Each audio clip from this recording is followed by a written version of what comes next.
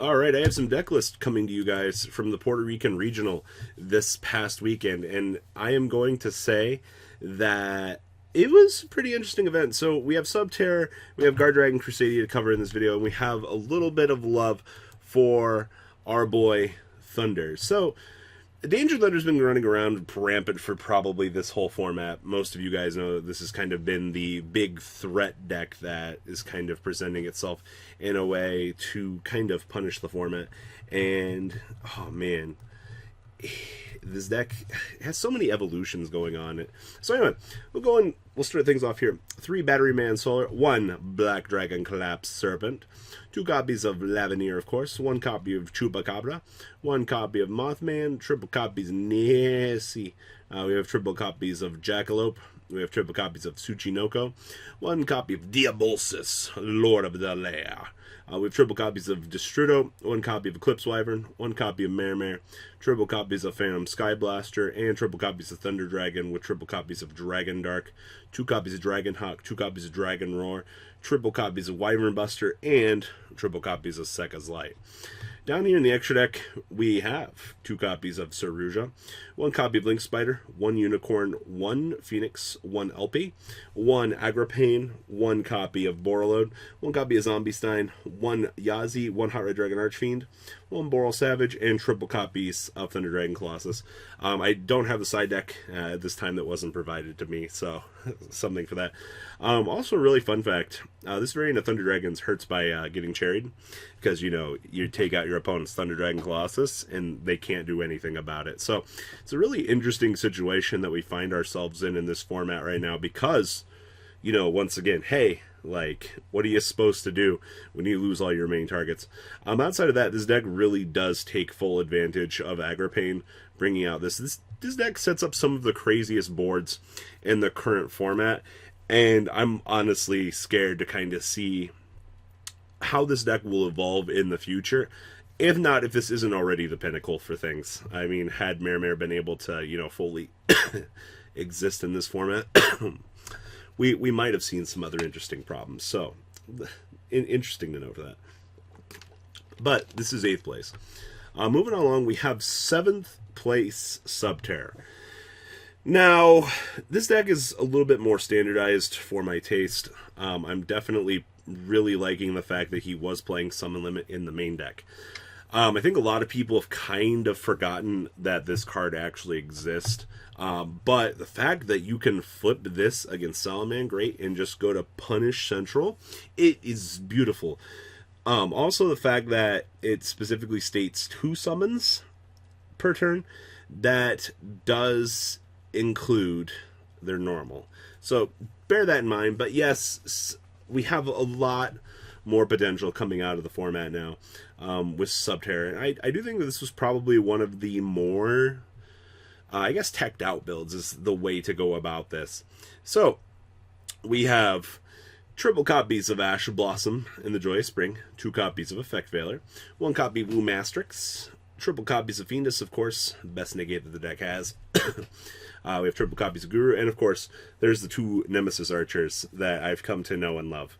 We have triple copies of Pot of Duality, triple copies of Pot of Extravaganza, 1 copy of Scapegoat. I honestly, I know there are a lot of differing opinions on this, but I think, for the most part, that teching the 1 copy of Scapegoat in this deck will not punish you. You'll be fine. You'll be able to get away with it. Now, we have 1 copy of Subterror Cave Clash, 1 copy of Super Poly, 2 copies of Swords of Concealing, 2 copies of Terraforming, and triple copies of the Hidden City.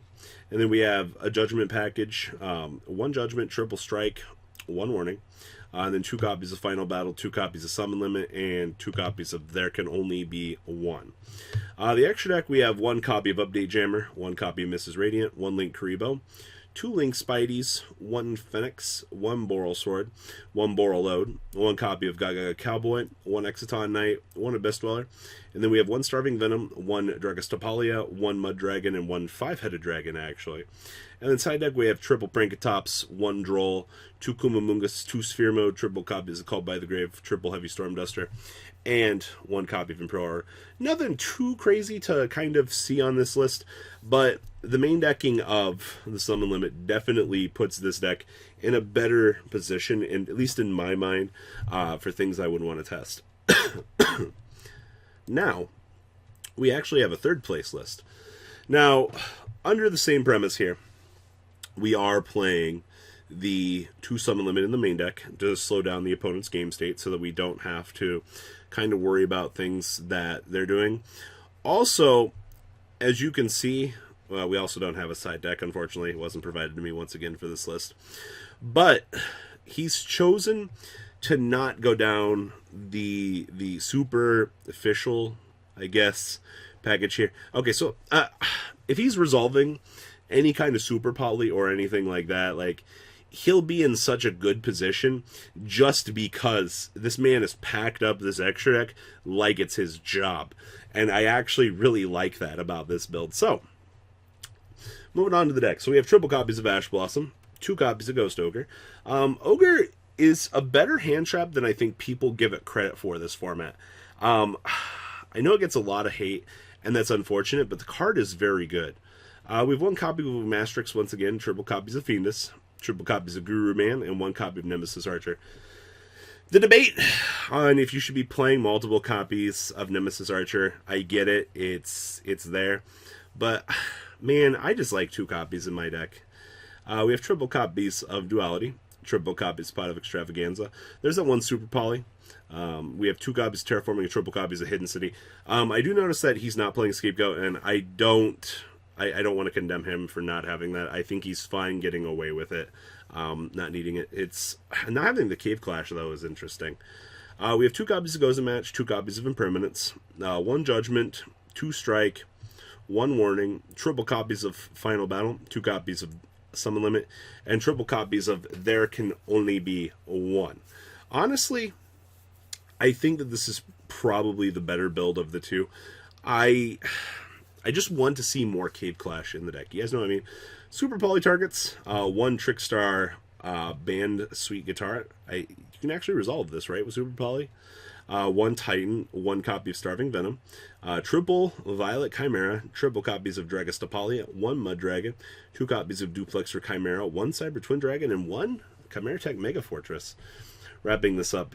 Very interesting, though. Now, last but not least, this is the first place list, baby.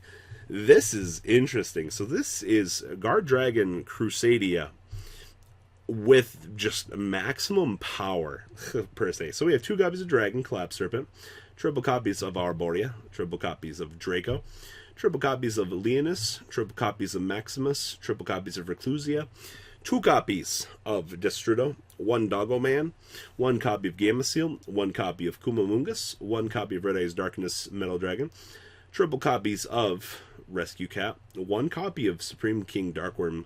Actually, I really like this tech choice. It's also another dragon that you can do things with, and that's pretty good.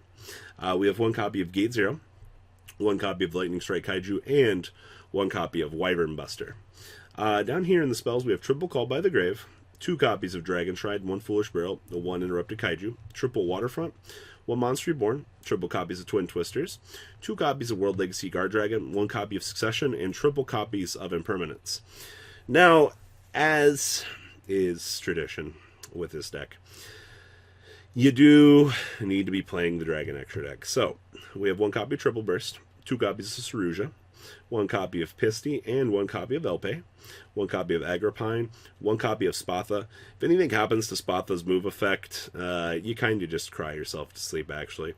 We have 2 copies of Magus, 1 copy of Equimax, 1 copy of Boral Sword, 1 copy of Boralode, 1 Hara Dragon Archfiend Abyss, 1 Boral Savage Dragon, 1 copy of Ade's Vortex. Side deck here, we have triple copies of Prankatops, 2 copies of Quacky Drago. Actually, this is really cool. The fact that, like, you can jam fucking everything on the field with this, light and dark, and still get to take advantage of the situation is great. Then we have 1 Raw and triple Sphere Mode. Tacky. We have one copy of Black Rose Dragon, one copy of Scarlight Red Dragon Archfiend, one copy of Core to search for Draco, and triple copies of Red Reboot, wrapping up this very interesting deck profile. So everything from the Puerto Rico regional was very interesting. I'm not disappointed, and I hope you guys enjoy this information as the format continues to unfold. What do you guys think about these lists? And for those of you that shared this information with me, thank you very much. I hope that you guys had a very good time at this event. And well, guys, I am out. Take care, guys. Peace. The ride never, well, truly ends. Thank you, patrons. Without you guys, I don't know what I'd be wearing in these videos. I might be a truffle shuffle incident all over again. Guys, please also check out Vancol40 for some awesome Vanguard content. Some other interesting stuff you might find up here on the left or in the description as well. Thanks for watching.